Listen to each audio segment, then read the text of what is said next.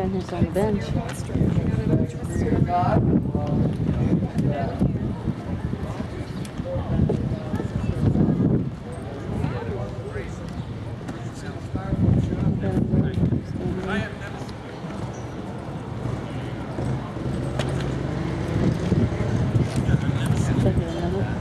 Gunfight show's getting ready to kick off, folks, right here inside the Gunfight Palace in about 5 minutes. Okay. Indoors. Get the tickets right here at the floor.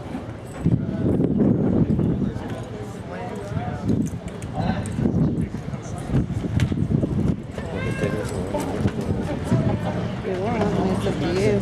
Yeah, we can. Folks, getting ready to have our next gunfight here in about 5 minutes. Okay. Give you a good history lesson on the town and reenact gunfights from the wild. The Gunfight Pals. Welcome to Tombstone, Arizona. Now, before we get started gunfighting today, we got a little bit of history for you.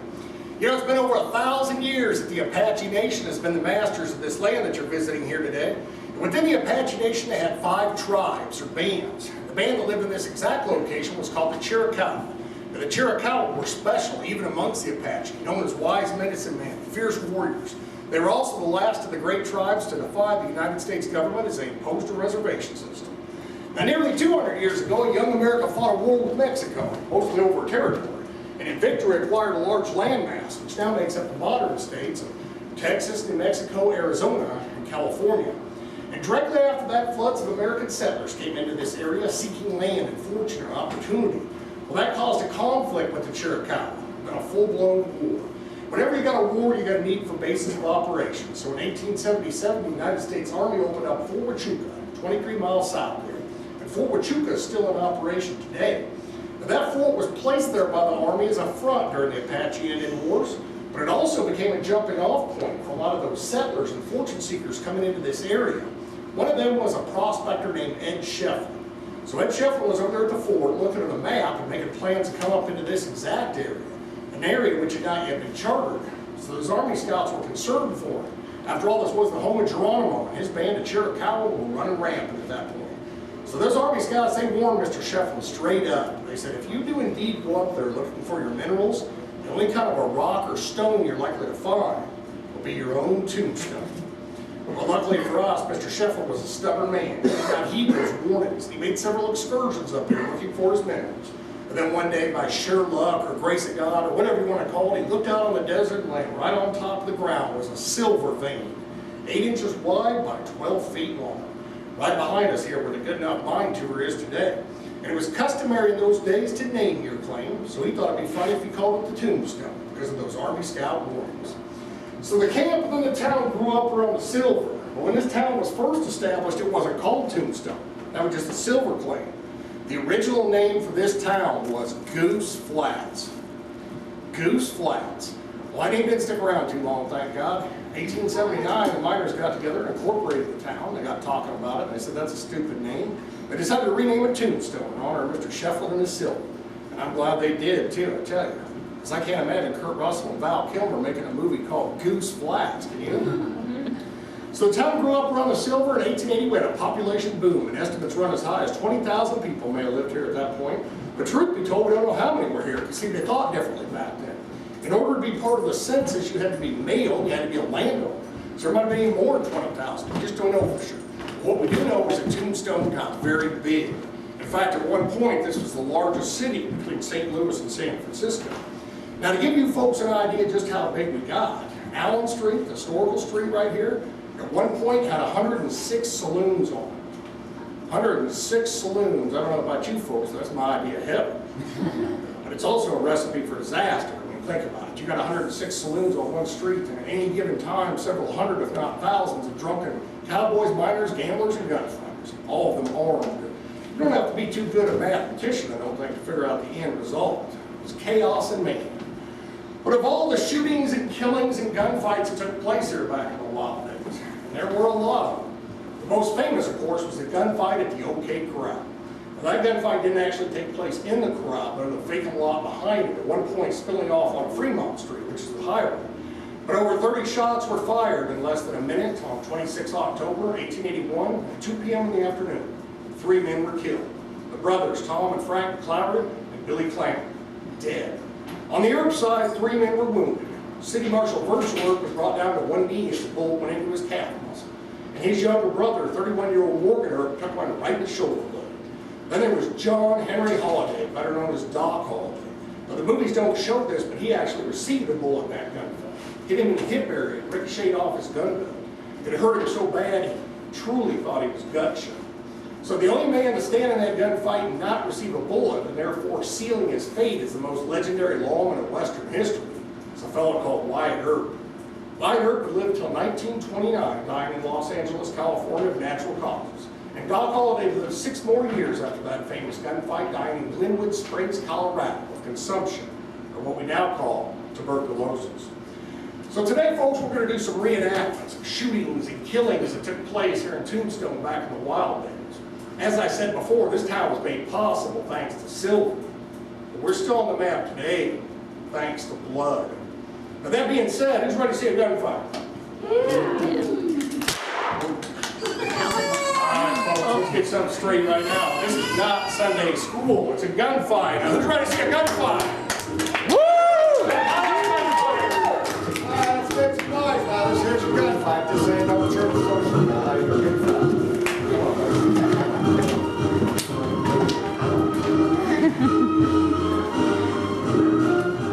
Alright folks, here we go. My name is Sergeant Foster, retired Army turned gunfighter, and I'm here to lead you greenhorns through this explosion of violence that you're about to witness. But first, I got to tell you about these guns we use. These are not Hollywood props. The barrels are not blocked off, nothing fancy like that. This is the real deal. But that being said, we do not use real bullets because they hurt. But these blanks we use are very powerful, very dangerous. A lot of actors have been hurt or killed due to lack of respect for the blank. So to give you an idea what I'm talking about, I'm going to focus on Charlie Storms here playing poker. He's got 6 blanks in that gun. He has each of the 5 grains of gunpowder. That's a very small amount. I'm going to set up a soda can behind Charlie. Let's see if we can get him to shoot that can. We'll give you a demonstration. Yeah, well, the last time I did this, I killed a kid in the front row. All right, let's see what happens today, huh? Turn on your video cameras, guys. Post this up on YouTube.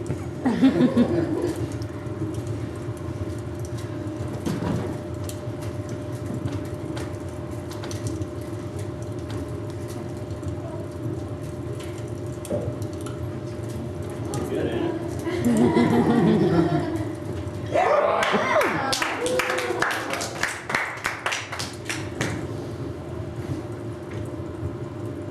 Charlie, it's indoors.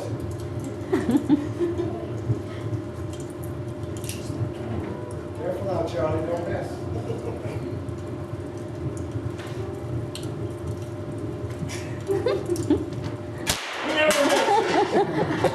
Well, that should be self-explanatory. Power behind these blanks, and that being the case, we ask that you remain in the seating area throughout the show for your own safety. Also, we want everybody to enjoy the show here today, so we ask that you put those cell phones on silent. You don't need those things on in here. And finally, the acoustics in this room are very sensitive. We therefore request silence during the skits. And you parents with real young children, if they're making noise, we hope you step outside. We appreciate it. So for our first reenactment, we're going to go right here to the corner of 5th and Allen Street. That's often referred to as America's bloodiest corner. That's because nearly 70 men died right there. It involves 2 good friends, Matt Masterson's playing a game of poker at the Orient. You bet Charlie Storms. Now let's meet his opponent, Luke Short. Howdy, Luke. Hi, boys. Nope, no, I'm just talking about that new songbird over at the bird cage. Have you seen her? Yeah, I saw her the other night. Boy, she got a voice like an angel, don't she? Yeah. Pretty easy on the eyes, too. She's a looker, all right. Hey, Short, when you're done socializing, why don't you try grabbing a seat so I get some of that money back? Your horse, Charlie, I'll be there. Excuse me, boys. Fool in his mind. Hey, Luke. Mind if I join in? Anytime, Hat. As long as you brought some money with you. No. How's my credit? Yeah, you bet. Anything. Look good, set him up. All righty. You go back, start you out with $100. All right. You might want to back up a wagon load if you're going to play cards with this man. What's gotten into him? It's like this, Bat. Charlie's been on another losing streak. I've been belly aching all morning Is there long. any way that maybe you could just shut up and deal the cards? You watch your mouth over there, Charlie. Okay, yeah. Who knows, Charlie? Maybe some new blood will change your luck. Charlie, how many cards? Well, I'll take 3 cards again as usual. 3 it is. Bet. 2 for me, Luke. And the deal takes 2. All right, Charlie, that's to you. Yeah, I think I know how to play cards. Get your money out there. I'll call. What do you got? I got a pair of 7s. All right, it beats my 6s. Don't be 2 pair, gentlemen. Oh, there it is, Ben. All morning he's been jerking them off the bottom. Now, Charlie, you got a problem. We can deal with it right now. Yeah, that's a fine idea. You want to die, Charlie? Your call. Calm down, boys. It's just a friendly poker game. Don't need any more holes in these walls. Or in me, for that matter. I play some poker. Who knows, Charlie? Maybe your luck will change, huh? Highly unlikely the way you're dealing. Highly unlikely you're right. You know, Luke, you're pretty quick with that pistol. Well, thank you, Bat. But I gotta say, you are the slowest dealer I ever saw. Not slow. Methodical. Big difference. You grinning about over there, Charlie? It might be time for the old tide to change. Is that a fact? How many cards? Just one, huh? Try one off the top. Be careful, Charlie. Bat, how about you? Not that brave, Luke. Let me have 2. Dealer takes 2. All right, Charlie, let's see what you're so proud of over there.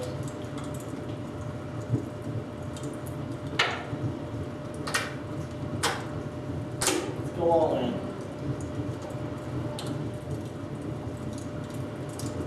All right, I'll follow. Charlie, I'm gonna stay with you. Let's see it. About 3 lovely aces, ladies and gentlemen. Rate them and weed 'em. What'd I tell you, Charlie? Tell you I changed your luck. Hey, and what did I tell you? You keep your hands off me, Mr. Bat Masterson. Nobody touches me, nobody. Hold on a sec there, Charlie. I'll admit 3 aces is a mighty potent hand. Pretty fair. Unfortunately, it don't beat 4 8s. 4 8s. That I don't believe. Excuse me, Charlie, let me get these out of your way. What in the hell do you call that? 6 hands in a row? No, I call it 7 hands in a row. Well, I call it cheat. Calm down, Charlie. Ain't calming down for nothing. Nobody's got lucky. Charlie, I'll tell you what. How about we take a little break? Go on up to the bar and have a drink. I'm mine. Sounds like a real good idea, Luke. Everybody can afford it now. You just gotta keep stoking that fire, don't you? Come on, Bat. You know it was a fair game. Help set him up. Double shots all around. Double shots, gentlemen. Double shots of my money. Keep it up, Charlie. Here's to you, boys. Luke, You know something, Mel? Them cards sure are lucky today, ain't they? Always win, brother. Yeah, I do, don't I? Here's to you, Charlie. Yeah, you always win, don't you? When you're doing the dealing. That's it. Charlie, I told you once, you got something on your mind, you best spit it You're a out. stinking card cheater! Back off. Right back, you better listen to Milt there, because he's a smart man and he just seemed to get cheap. Charlie, I've had a belly full of your gas. Jerk that pistol and go to work. Loose slips and slick hands are gonna get you dead.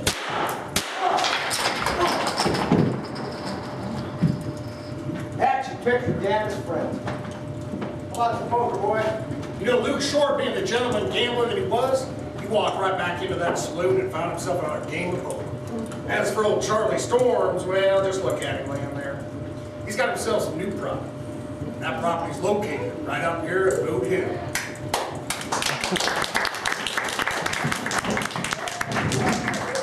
Now, before we get to the next one, huh? Think you'd learn your lesson by now. What in the hell kind of a twist there is down in here? You did not lock the saloon up and leave like this.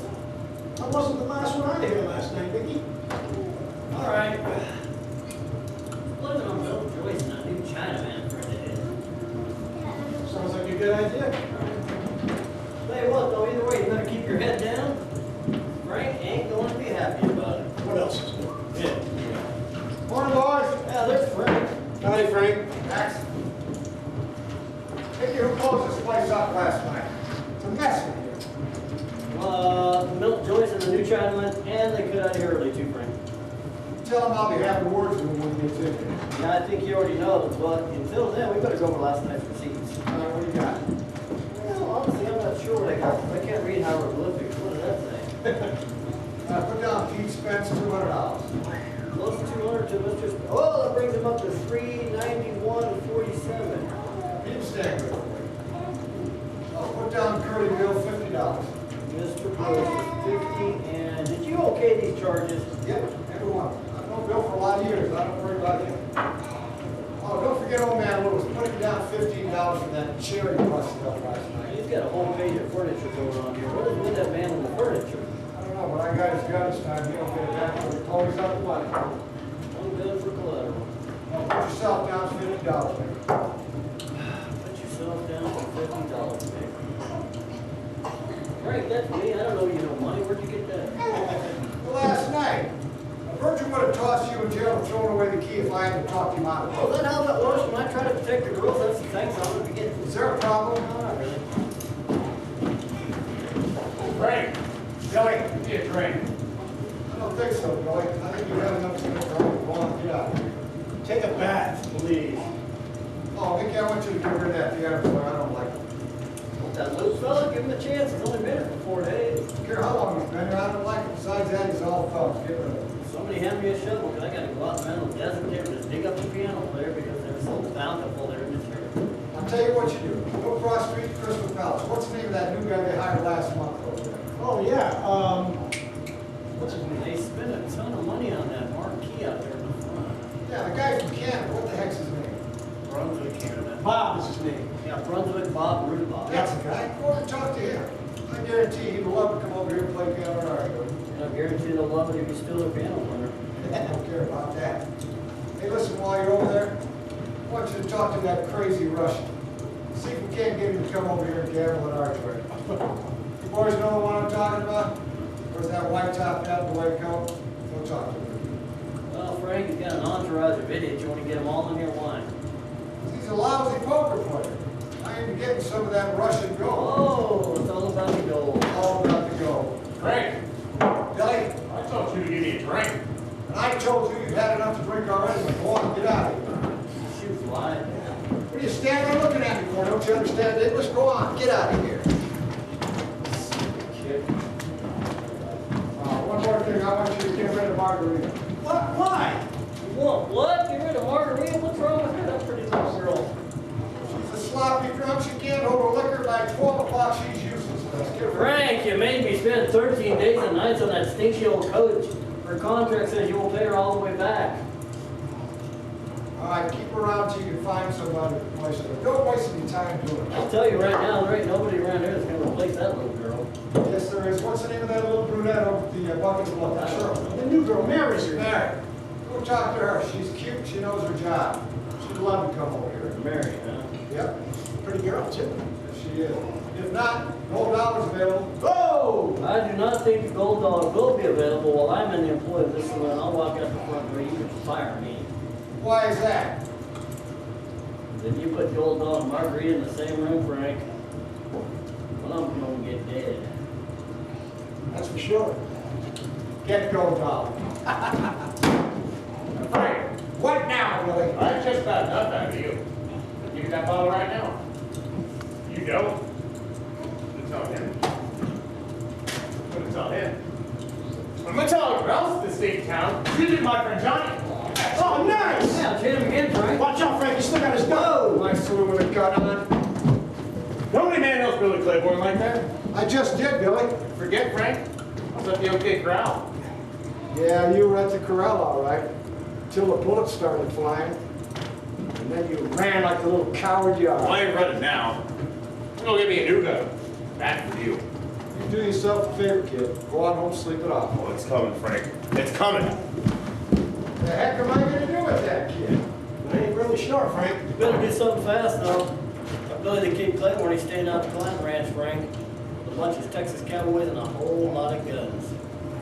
I'm guessing about sunset, they'll be in Tombstone looking for you. Thinking that kid ain't got the moxie to come back in here. Frank, you're not hearing what I'm saying! He's got the moxie. He killed old man Inky down in Charleston, trying to make a name and show off for the stinking Cowboys. Max, you better go after Billy. Make sure he stays out of trouble. Max, he's your friend. You want to keep him alive, keep him out of here, and I mean it. Yes, sir. Better get some more guns. Billy, what the hell do you think you're doing? You go back in that saloon, that man will kill you. Don't be a fool. Give me that rifle right now. You got a better idea, Max. You should go back in there and tell Frank I'm out here in the street. I'm waiting for him. All right. I'm gonna go back in there and tell him. But if he comes out here, Billy, he's gonna burn you down. Go get him! Well, Max, found him outside, Frank, waiting for you. Says he's gonna kill you. Billy say that? Come on, Max. You know Billy a long time. He'll go home and sleep it off, sober up, and forget all about it. Hell, I won't pay it on, never mind. This time he's calling you out. Billy Claiborne's calling me out? That kid never learns, does he? Frank, be careful when you go out there. That new gun he's got is a rifle. He means to kill you with it. We'll see about that.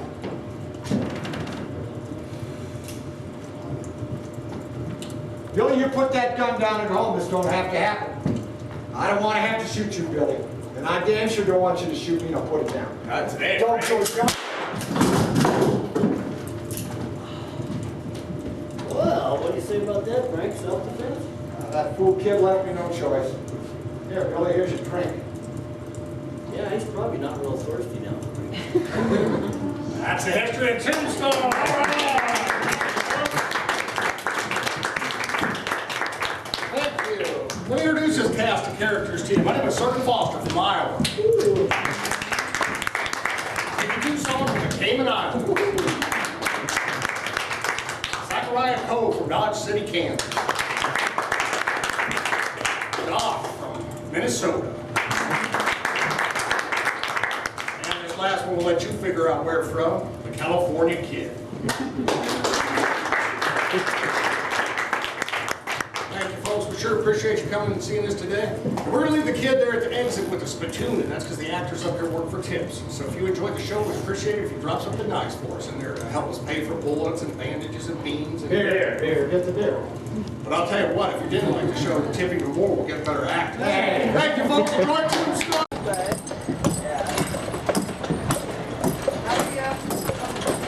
Mess riding horses.